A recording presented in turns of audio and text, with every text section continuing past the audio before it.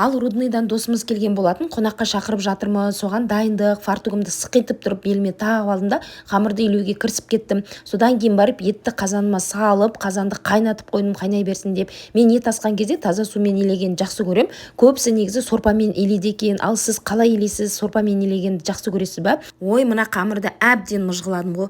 Қой, ие қанып тұра берсін. Қыста жапқан банкаларымды алып шығайын дедім де, сол шкафтың астынан барлық қыстық банкаларымды ашып, екі жерден айранымды, салатымды барлығын қойып, одан кейін қамырды жаюға кірістім. Қамыр күшті болып жайылған. Мінекей осылай доп-домалақ қып күшлеп тұрып жайып алдым. Негізі мен басында қамыр жайған кезімде негізі юбка секілді желбіретіп жүретінмін ғой. Ал қазір Қазақстанның картасы секілді доп-домалақ қылып етіп жаямын ғой. Ал енді барлығы дайын болды. Мына жерде асқабақ, сәбіз, картошка барлығын қосқан болатын, барлығын сүзіп дайындап, еттерімді алып қойдым да. Сорпама қарасам азайып қалыпты. Сонымен бір стакан ыстықтай суды құйып қойдым да, қайнай берсін деп қызымнан хабар алайын десем, қызым мына жерде балам екеуі ойнап отыр екен. Аузына чупа-чупсты беріп қойған ғой. Ана чупа-чупсты екі қоян тісімен жібермейді ғой, Дашка.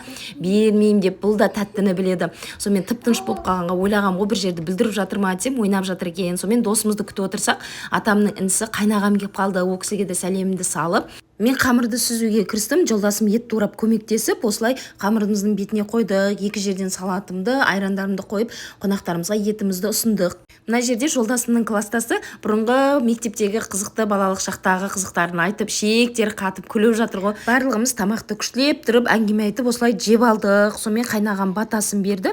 Біз жақта бата берген кезде келіндер осылай тұрып тұрады. Ал сіздерде қалай? Сосын стол үстін барлығын жинастырып, барлық ыдыс-аяқтың барлығын жуып тазалап алдым. Кішкентай мына жерде мен аяғыма оратылып жатыр ғой. Ана жерге отырғызып қойдым, ойыншықтарды беріп.